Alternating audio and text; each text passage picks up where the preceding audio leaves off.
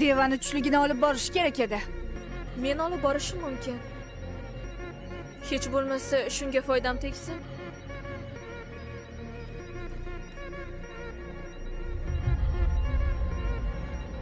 Bu qiz?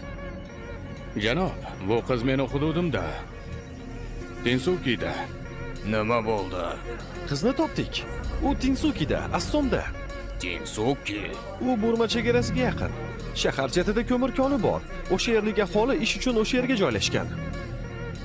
Hozirroq Tinsukiga bor. Yigitlar, ketdik. Tinsukidan rasm yubor. Xo'p bo'ladi. Hoy, hayda.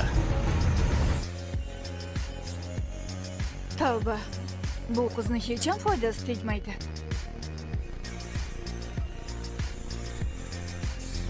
Qizaloq, Hoy, jilmay. Qoyil, selfiga gap bo'lishi mumkin emas. Ana, yura qol.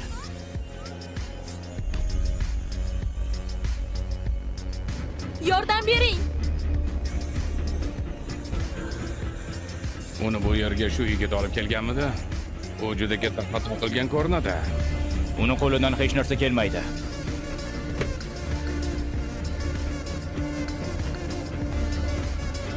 Tavba. Sarpanch bu qizni qayerdan topgan o'zi? Hech vaqo qo'lidan kelmaydi. Bitta idishni ham olib, ikkinchisini unutibdi. Hech nimani to'g'ri qilmaydi. Qani o'zi u?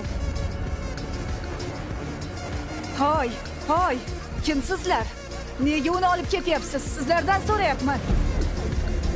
Nega qaqqayib turibsiz? Qizni qutqaring. Shuncha erkak bitta qizni saqlab qola olmaysizmi? Nahotki kimdir yordam bera olmasa. Hoy, senchi? Siz uni to'xtatsangiz-chi? Ularni hech kim to'xtata olmaydi.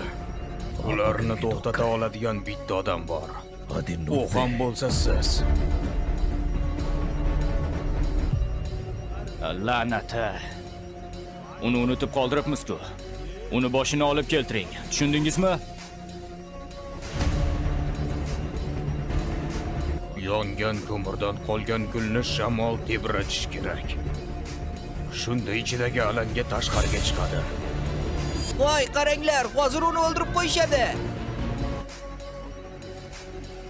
Odamlarga qo'l ko'tarmaslikni senga men buyurganman.